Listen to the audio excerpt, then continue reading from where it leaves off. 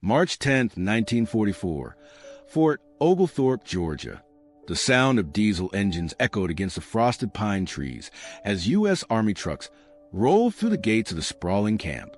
Inside the open-back vehicles sat a group rarely remembered in the chronicles of war. Japanese women taken prisoner. They were nurses plucked from makeshift field hospitals, clerks from military offices, civilian volunteers, and Red Cross auxiliaries who had followed the tides of the Imperial Army east and west. Their uniforms, once neat, were rumpled and stained by travel. Their eyes, sharp with exhaustion, darted nervously between the fences of barbed wire that now framed their world. Propaganda had prepared them for this moment. For months, they had been told captivity by Americans meant dishonor, assault, and slow death.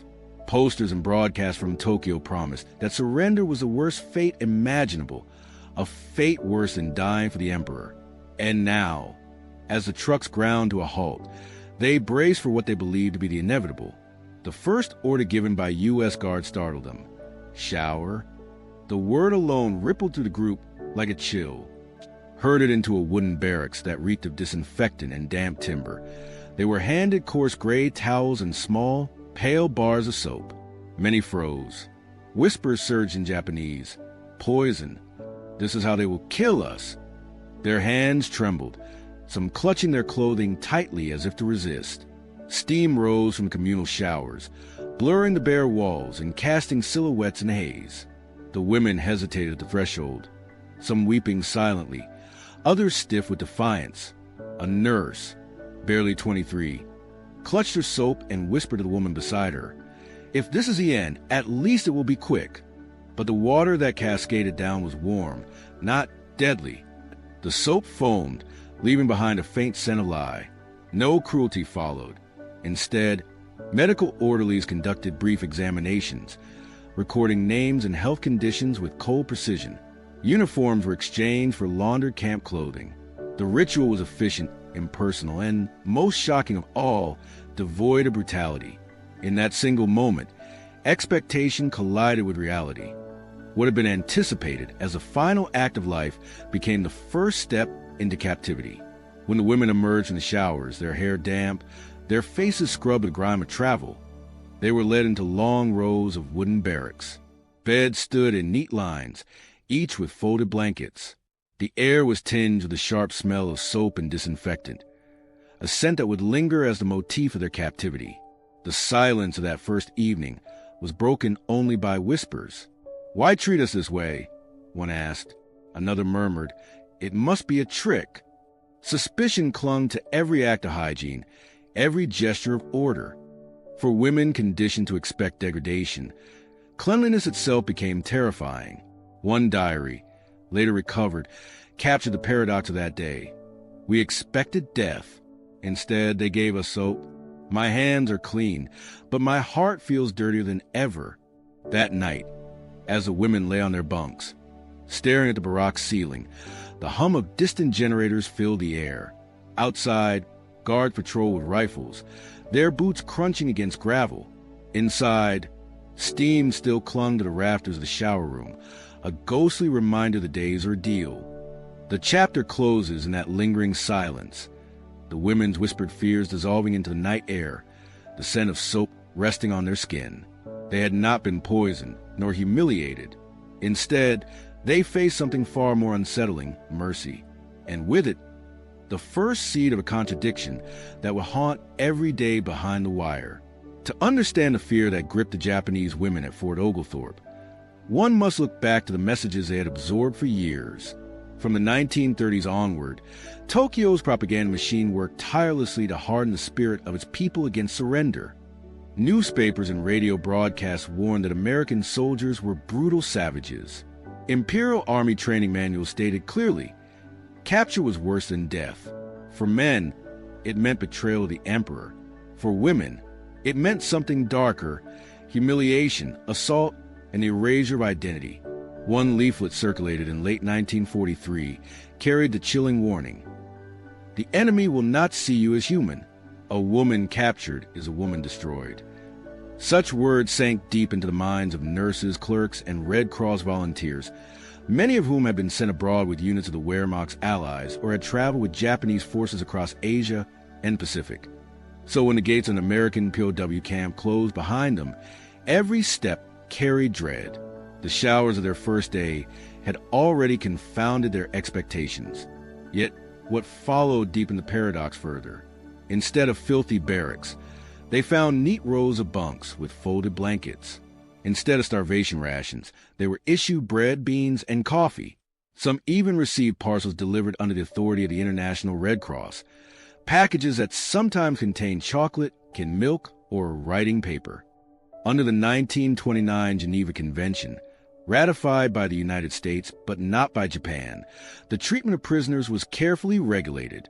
Article 10 required adequate housing. Article 11 specified sufficient food. Article 12 demanded proper clothing. Article 13 insisted on regular medical inspections.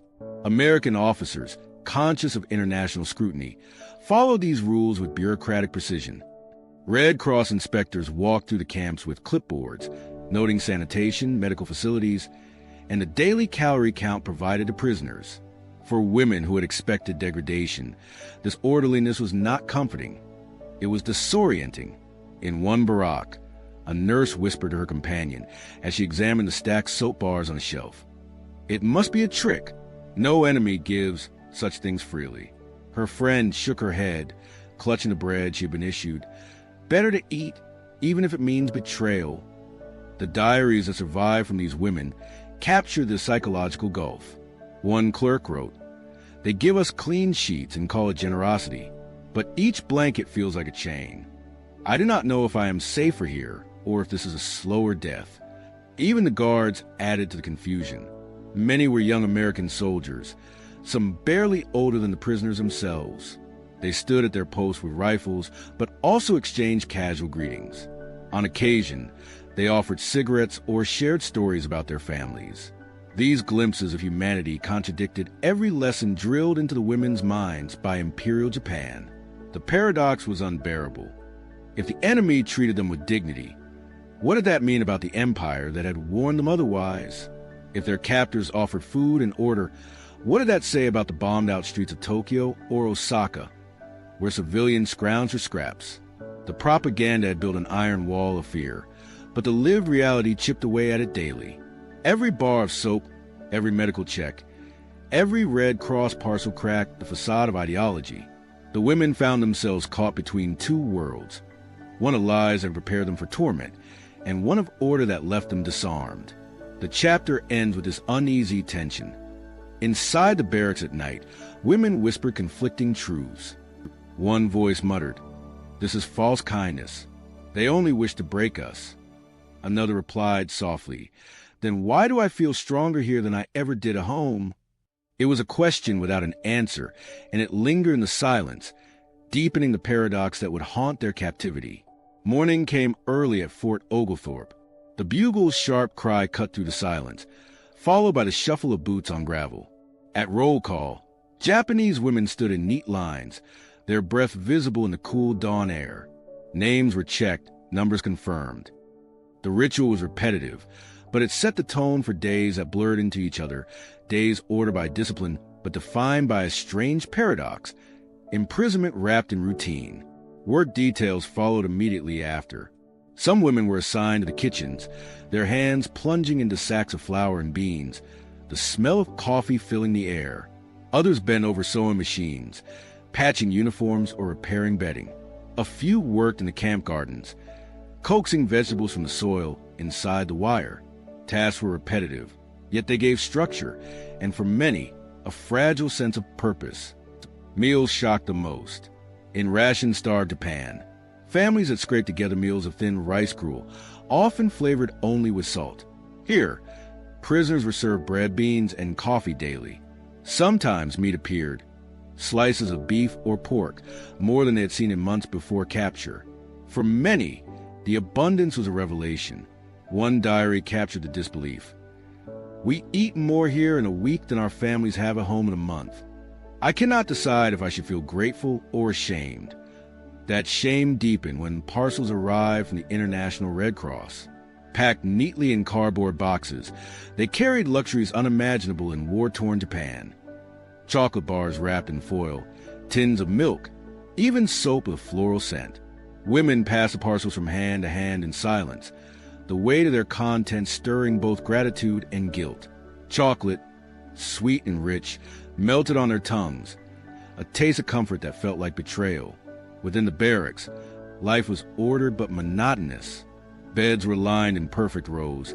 Each prisoner issued a blanket, a small shelf, and a locker for personal belongings. Inspections ensured cleanliness. Soap and water were constant reminders that hygiene was compulsory, not optional. At night, the barracks were filled with whispers. Some women spoke of home, others sang imperial songs in hushed tones. A few wept quietly into their pillows, torn between relief and longing. The paradox haunted them. Captivity had become sanctuary. Bombs did not fall here. Hunger did not gnaw at their stomachs. Disease was checked by regular medical inspections, their health safeguarded by the very enemy they had been taught to fear. Yet this safety carried its own weight.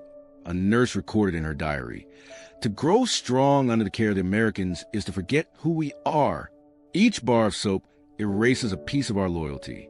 There were small moments of defiance.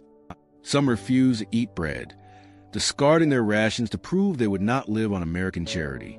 Others refused to speak a word of English, even when guards attempted polite greetings. Yet resistance was quiet, almost symbolic, for the camp's discipline and abundance left little room for rebellion. Still, monotony bred restlessness.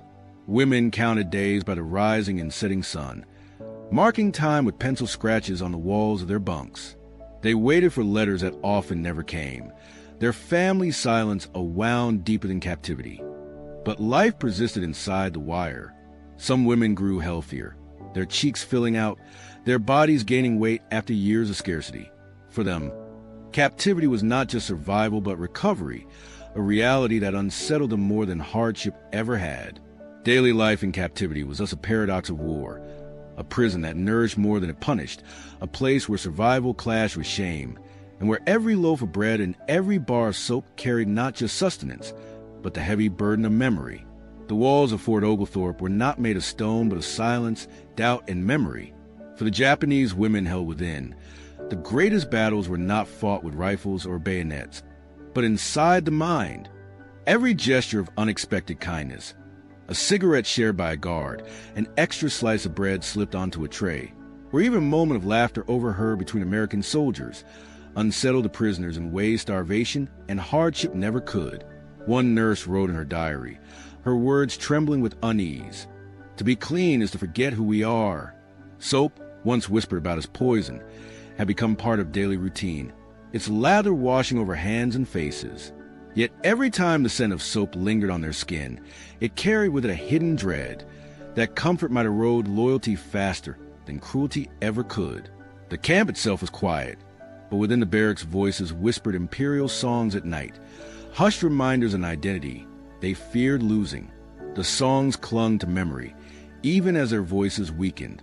By day, the women performed their assigned duties, their bodies nourished by food and their health safeguarded by regular medical inspections. But their spirits wrestled with contradictions. Some began to soften, their eyes meeting those of the guards without the same fear. They saw not monsters but young men, often no older than themselves, who asked after their health or shared a cigarette with a hesitant smile. One clerk, captured from a field office in Saipan, confided in her journal, "I thought they would kill me.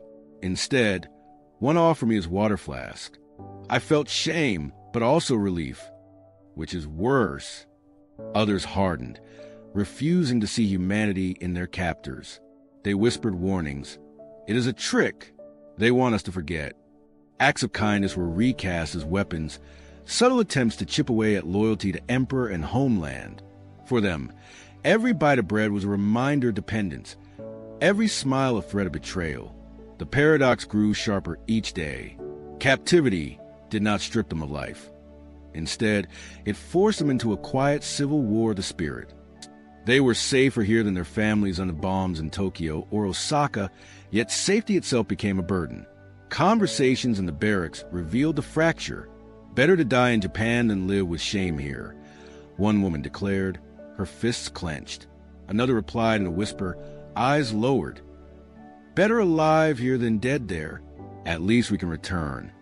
In these exchanges, the camp became more than a prison. It was a battlefield of ideology, where survival clashed with loyalty and where every small kindness blurred the sharp lines of propaganda. The Red Cross inspectors noted in their reports the cleanliness of the camp, the adequacy of food, the medical care provided. Yet no inspection could capture the invisible struggle, the way the women stared at their reflections in polished tin cups, wondering if they were still the same women who had stepped off the trucks months earlier. The smallest details became symbols of this war. A bar of soap once feared was now indispensable. A loaf of bread was both nourishment and humiliation. Even laughter became suspect. Was it proof of resilience or of surrender to enemy influence? By late 1944, the internal war had reached a critical point. For some, the Americans' mercy was destabilizing, eroding the certainty that had anchored their faith in victory. For others, survival became its own justification, a quiet acknowledgement that loyalty could be tested, bent, but not entirely broken. Captivity at Fort Oglethorpe revealed a cruel truth. The enemy's kindness could wound as deeply as his cruelty. The struggle was not for freedom of movement, but for freedom of identity. In the end, the battle within each prisoner was more relentless than the war outside the wire. By 1945, the wire no longer seemed new. The rhythm of captivity had settled into muscle memory. Roll call at dawn, work details, meals, curfew. Yet beneath the surface of routine, divisions had deepened among the Japanese women. For some, life inside the American camp had become paradoxically safer than life outside it. They gained weight, their faces softened, and their hands steadied.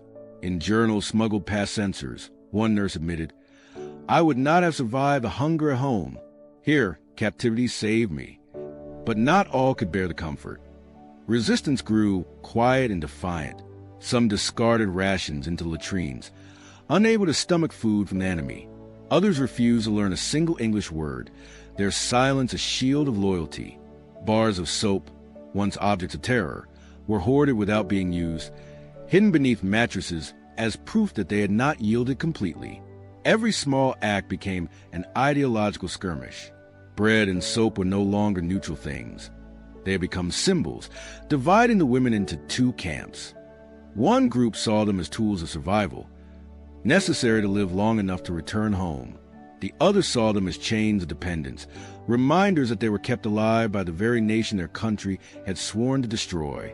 In the dim light of the barracks, whispered arguments erupted. Better alive here than dead there. One voice murmured, eyes fixed on the ground. Another shot back, sharp of conviction, better dead than dishonored. The guards rarely noticed attention, but inside those wooden walls, the quiet war was relentless. Loyalty clashed with pragmatism. Some women prayed at night, whispering Shinto rituals in defiance. Others pressed flowers between diary pages, finding small ways to reclaim humanity from routine. The International Red Cross inspectors, in their neatly typed reports, described the camp as adequate, orderly, compliant with Geneva Convention standards. They counted beds, noted medical records, and ticked off food rations. Yet what they could not measure was a fracture in spirit.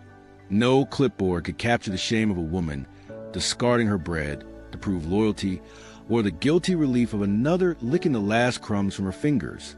In rare moments of reflection, women confided their torment. One diary fragment read, "The enemy feeds me. Does that make him less an enemy, or make me less Japanese?" Another confessed, "I laughed today. It frightened me more than the guns ever did." Outside the camp, the war dragged toward its bloody climax. Tokyo burned under American firebombing, and Okinawa descended into carnage. Inside the wire, survival carried its own guilt. The women knew that their families back home endured terror and hunger, while they themselves were eating chocolate from Red Cross parcels. Adaptation and resistance lived side by side. A nurse polished her shoes until they shone, as if discipline could erase her dependence. A secretary taught herself embroidery, her needle tracing flowers across scraps of cloth salvaged from old uniforms. Meanwhile, another woman spat at the bread on her plate, refusing to eat. The paradox grew unbearable. To survive was to compromise, but to resist too fully was to starve. By summer, the women had split into quiet factions, not declared but deeply felt. Some sang softly with the guards' radios when American music drifted across the yard, almost against their will. Others turned away, whispering the words of imperial anthems, keeping alive the songs of home even as their voices cracked with hunger and grief. Fort Oglethorpe had become more than a prison. It was a mirror reflecting back the fractures of war onto the faces of its captives. And in that mirror, each woman confronted her own question: was survival an act of betrayal or the ultimate form of resistance? By August 1945, Japan had surrendered. The war that had devoured nations and consumed millions of lives was over. Yet for the women behind the wire, the end of war brought not liberation, but uncertainty. They had grown accustomed to the routines of captivity, paradoxically safer within the fences than they might have been outside them. Now, with orders for repatriation, they faced a different kind of trial, a return to a homeland they scarcely recognized. By late 1946, the process was in full motion. At East Coast ports, columns of Japanese women boarded exchange vessels, among them the Swedish liner SS Gripsholm, chartered by the United States for repatriation duties. The ship's decks were crowded with faces both eager and fearful. American guards, who had watched them for years, now stood in crisp uniforms, saluting their departure. Some women, unsure of the proper gesture, returned the courtesy with stiff bows, gestures that trembled between resentment and reluctant respect. In diaries later uncovered, their private dread was stark. What would they say when they learned we lived in comfort? Another voice confessed, "I return healthier than when I was taken. I am afraid of their eyes when they see me." The irony weighed heavily. Some women carried more weight on their bodies than when they had first arrived at Fort Oglethorpe. Their skin had color again, their hair no longer brittle with malnutrition. They had been fed, clothed, and treated with medical care under the Geneva Convention, conditions far better than their families had endured in bombed-out Tokyo or Osaka. Survival had been ensured by the enemy. That fact was both blessing and curse. The voyage home was long, crossing the Atlantic, through the Panama Canal, and across the Pacific. On deck, women huddled together, staring into the endless water, rehearsing conversations they could never have. Some wept silently, not out of joy, but out of dread. To speak of camp life honestly would invite suspicion. To lie would invite guilt. Silence seemed the only option. When the ships finally docked in shattered Japan, the contrast was overwhelming. The women stepped off gangways into ruins. Cities had been flattened by American bombers. Hiroshima and Nagasaki were shadows of ash. Food was scarce, housing even scarcer. Families who had endured the firestorms greeted their returned daughters with relief, but also with unease. Some neighbors whispered behind doors, "How well do they live in America?" Others questioned their honor, suspecting collaboration or shame. For the women themselves, every glance felt like an interrogation. One nurse, in a fragment of a letter, wrote, "I dreamed of home every night. Now that I am here, I dream of the camp." Another scrawled bitterly, "They think we suffered. We did not suffer enough to belong here." The paradox had followed them across oceans. American captivity, which had preserved their bodies, had left them estranged from their homeland. To admit survival was to admit dependence on the enemy. To deny it was to deny their own truth. Families welcomed them, but with hesitation. A mother clutched her daughter, whispering relief through tears, yet her eyes searched for signs. Had she been dishonored? Had she betrayed Japan? Fathers asked stiff questions, rarely about health, more often about loyalty. Brothers and cousins who had survived the front looked at them with resentment, hardened by hunger and wounds. And yet, in quiet moments, some women could not help but recall the paradoxical mercy they had known. The soap, the bread, the chocolate, the guards who treated them with a distant respect. The order of captivity compared to the chaos of post-war Japan. These memories became secret burdens, rarely spoken, often buried. The haunting of repatriation was not in the ship's voyage, nor even in the ruined cities, but in the silence it demanded. These women carried within them the strangest truth of all, that captivity, in the hands of the enemy, had been more merciful than freedom in their own homeland. Their return was not liberation, but exile in familiar soil. They were strangers at home, their survival itself a kind of guilt, and in every whispered silence, the paradox deepened: mercy and shame, survival and dishonor, life and its unbearable price. The war was over. The women had returned home, yet the memories of captivity refused to vanish. In the years after 1945, when survivors were asked to reflect, their words came hesitantly, often in private, rarely in public. A phrase surfaced again and again in testimonies, scribbled diaries, and interviews decades later. It was a paradise on earth, not paradise in the sense of luxury. There had been no silken sheets, no freedom, no joy of family. Instead, it was a paradoxical paradise of order, of food on the table, of health restored while their homeland lay in ruins.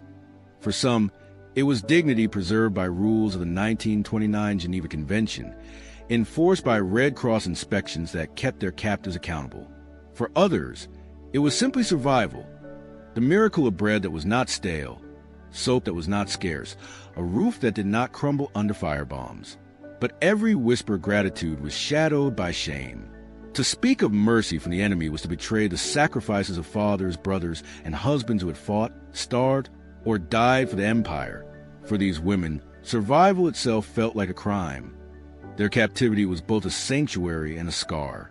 One diary, hidden for decades, contained a line that captured the torment. "I was safe in their prison. How can I say this aloud?" Another survivor, interviewed years later, admitted in a voice heavy with guilt, "I lived better there than my mother in Tokyo. I cannot forgive myself for that." Soap remained the most haunting symbol.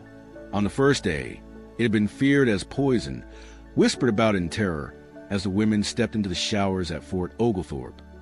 By the last day, it had become routine, part of daily hygiene, yet also a reminder of assimilation into the enemy's order. Soap was cleanliness, yes, but it was also dependence, a mark of survival provided by others. In the empty barracks left behind, testimonies describe a single bar of soap resting on a wooden shelf, untouched. Morning light filtered through the slats, steam rising faintly as if the showers had just ended. That image lingered, a silent emblem of the paradox these women carried for the rest of their lives. For some, captivity truly had been a form of sanctuary, saving them from starvation and chaos. For others, it was a slow erosion of loyalty, a dangerous kindness that unsettled their identity. The truth lay between, a contradiction they could neither deny nor accept. And so the question remained, echoing long after the war had ended. Had they lived in paradise or in prison? The answer was both, and neither. It was a paradox that could not be neatly resolved. The story of these women endures not only as a footnote of history, but as a haunting lesson that in war, cruelty is expected, but kindness can wound just as deeply. Mercy from the enemy may preserve the body, yet it can fracture the soul. The camera lingers on a final image. The wooden shelf, the lone bar of soap, the rising steam dissolving into silence. A battlefield of memory, where survival and shame, mercy and cruelty remain forever entangled.